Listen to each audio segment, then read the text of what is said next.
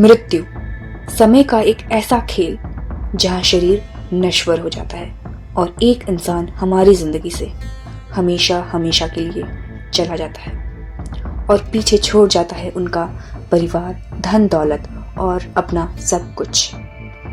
एक व्यक्ति की मृत्यु तय होने के बाद जिस वक्त उसके शरीर से उसकी आत्मा निकलती है, उसके सेंसेस काम करना बंद कर देते हैं। उसे लोक परलोक सभी एक साथ दिखाई देने लगते हैं। जब प्राण निकलते हैं तो एक मनुष्य को इतना दर्द होता है जैसे उसे 40,000 बिच्छुओं ने एक साथ डंक मारा हो। हमारे प्राचीन ग्रंथ गरुड़ पुराण के अनुसार जब मृत्यु की घड़ी आती है तब एक घने धुंध से यमदूत आते हुए नजर आते हैं। बड़ा सा शरीर, लाल आंखें, लंबे नाखून और एक भयानक चेहरा। वो मरते हुए इंसान के सामने आकर खड़े हो जाते हैं। उनका रूप इतना डरावना होता है कि मरने वाला जीव डर के कारण अपने शरीर को और कस के पकड़ लेता है।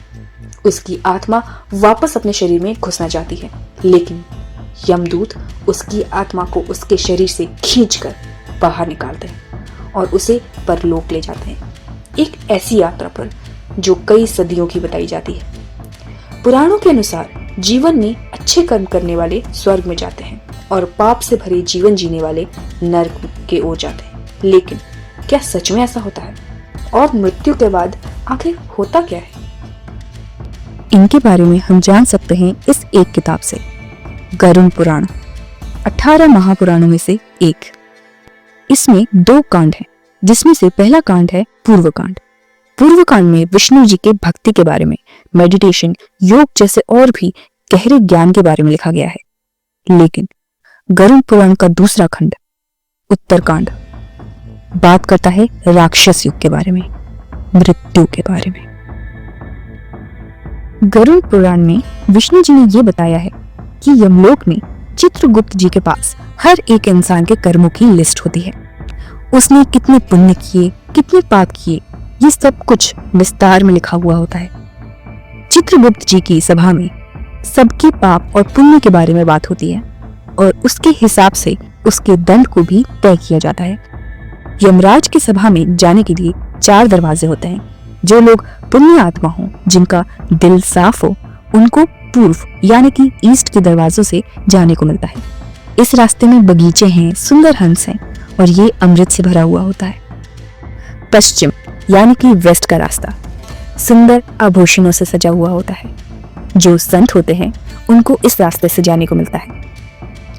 जिन्होंने इस जीवन में दान किया हो या जिनकी मृत्यु किसी तीर्थ स्थल के पास हुई हो, उन्हें उत्तर यानी कि नॉर्थ के रास्ते से यमलोक जाने को मिलता है।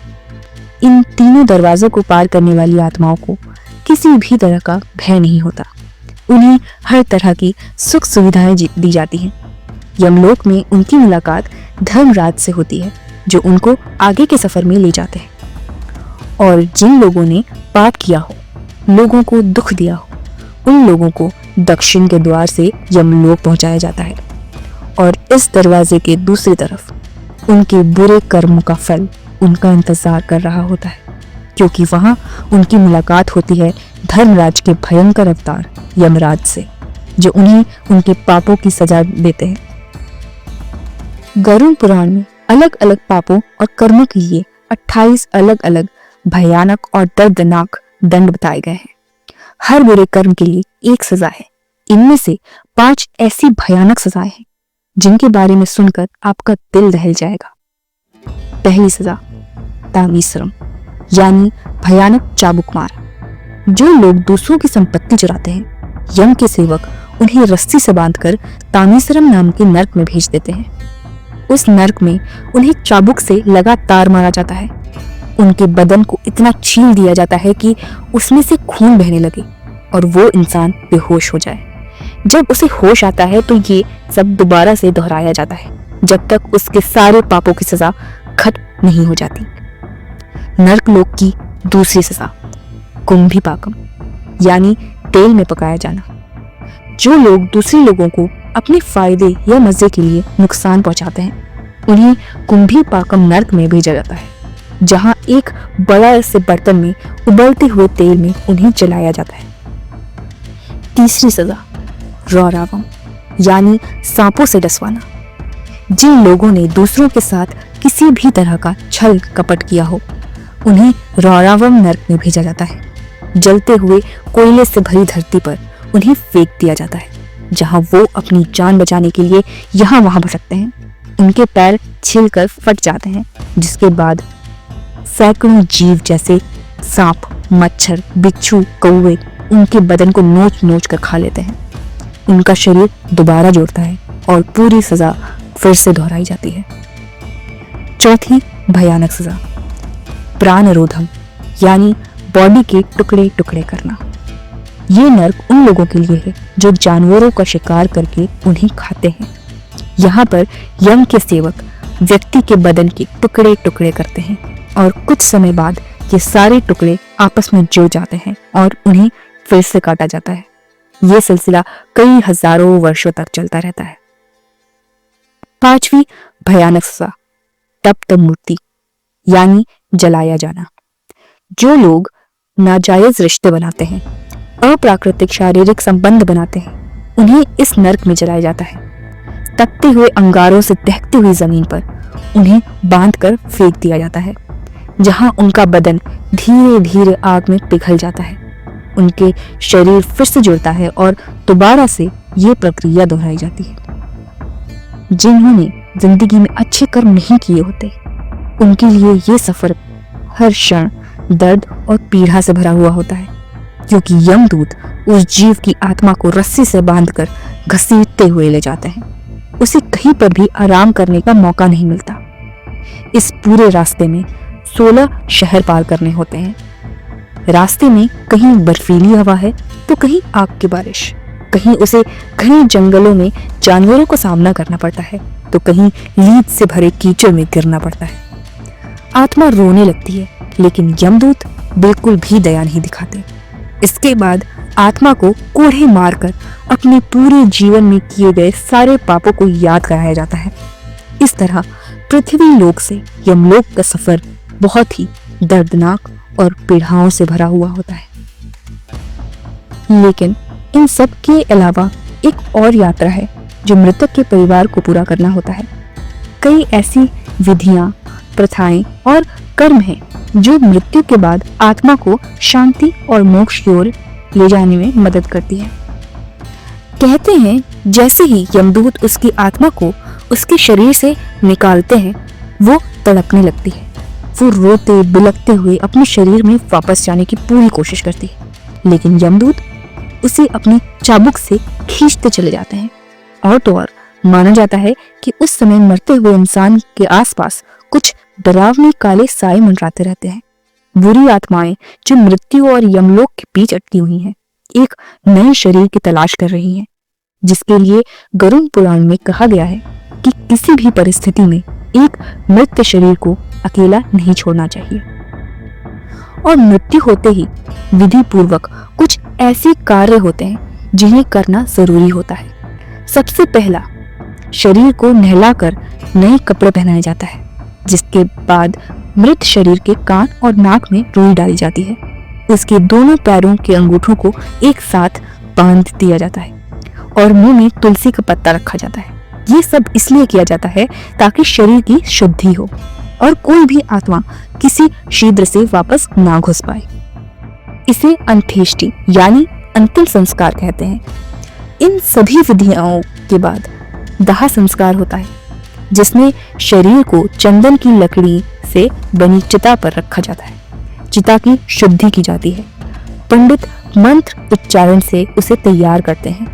परिवार के सारे लोग उसे घेर कर खड़े हो जाते हैं, जिसके बाद परिवार का सबसे बड़ा बेटा या सबसे नजदीकी पुरुष रिश्तेदार अंतिम क्रिया करता है। चिता को आग लगाता है।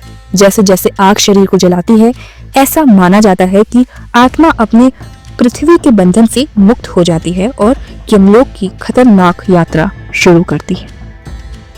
कहते हैं यमलोक के रास्ते में कई खतरनाक दरवाजे और मोड़ आते हैं, जिनका सामना उस आत्मा को अकेले करना होता है। इसमें सबसे खतरनाक पहलू माना जाता है वैतरणी नदी का, एक खून से भरी नदी जिसे पार करने पर ही आत्मा यमलोक तक पहुंच सकती है। माना जाता है कि नदी को पार करने में आत्मा को 13 दिन का समय लगता है और 13वें दिन तक उसे कुछ भी खिलाया पिलाया नहीं जाता। बिना खाने और पानी के आत्मा दिन पर दिन कमजोर हो जाती है और अपनी शक्ति खोने लगती है। कई बार इसी कमजोरी के चलते वो आत्मा यमलोक की यात्रा पूरी नहीं कर पाती और इसी रास्ते पर अटक जाती है। इसी से बचने के लिए एक प्रथा निभाई जाती है, पिंडदान, एक ऐसी विधि जिसे ना करने से आत्मा धरती और यमलोक के बीच फंस सकती है और मोक्ष पाने का मौका पूरी तरह से खो सकती है। जैसे कि हमने पहले भी बताया कि इस सफर में 16 अलग अलग शहर आते हैं। हर एक शहर पर यमदूत कुछ समय के लिए रुकते हैं और इसी समय पर जो पिंड और जलदान हम 10वें, 12वें और 13वें दिन करते हैं वो आत्मा को इस जगह पर खाने और पानी के रूप में मिलता है। इसे खाकर ही वो फिर से अपनी कठिन यात्रा के लिए तैयार हो जाती है और इसीलिए पिंडदान की विधि का खास महत्व है। महाभारत से जुड़ी एक कहानी के अनुसार सागर नाम का एक बेहद ही ताकतवर राजा हुआ करता था जिसके 60,000 पुत्र थे। युद्ध और राजनीति में अपना वर्चस्व साबित करने के बाद एक दिन उस राजा ने 100 अश्वमेध यज्ञ करने का फैसला किया। अश्वमेध यज्ञ एक ऐसा यज्ञ था जिसमें घोड़े की बलि दी जाती थी और इसे पूरा कर राजा महाराजा अपने राज्य में अपनी ताकत जमाते थे। स्कंद पुराण के अनुसार जो भी राजा 100 अश्वमेध यज्ञ पूरा करता वो इंद्रदेव की पदवी ले सकता था। इसलिए जैसे ही राजा के 99 यज्ञ पूरे हुए, इंद्रदेव ने छल से 100वें यज्ञ के घोड़े को चुरा लिया और महर्षि कपिल मुनि के घर पे छुपा दिया। जैसे ही राजा के पुत्रों को इस बात का पता चला, वो उस घोड़े को मारने वहां पहुंचे, लेकिन कपिल मुनि ने गुस्से में उन सबको उसी जगह भस्म कर दिया। समय से पहले मृत्यु हो जाने से उन सभी की आत्माओं दर्द और पीड़ा में भटकने लगी। ये जानने के बाद राजा के एक पोते ने ऋषि से माफी मांगी और उनसे पूछा कि वो उन आत्माओं की कैसे मदद कर सकता है। तब ऋषि ने उनकी अस्थियों को गंगा में बहाने की सलाह दी। कहते हैं कि जैसे ही उन अस्थियों को गंगा के जल को छुआ, उन सभी 60,000 पुत्रों को मोक्ष प्राप्त हो गया और इसीलिए आज भी हम हमारे अपनों की अस्थियों को गंगा में बहाते हैं। ऐसे मृत आत्मा अपना सफर तय करती है धरती से यमलोक की। इन सब के बारे में आपके क्या विचार हैं? हमें कमेंट सेक्शन में जरूर बताइए और ऐसे ही इंटरेस्टिंग वीडियोस के लिए सब्सक्राइब करिए और देखते रहिए अनबिलीवेबल ट्रू टेल्स। नमस्ते।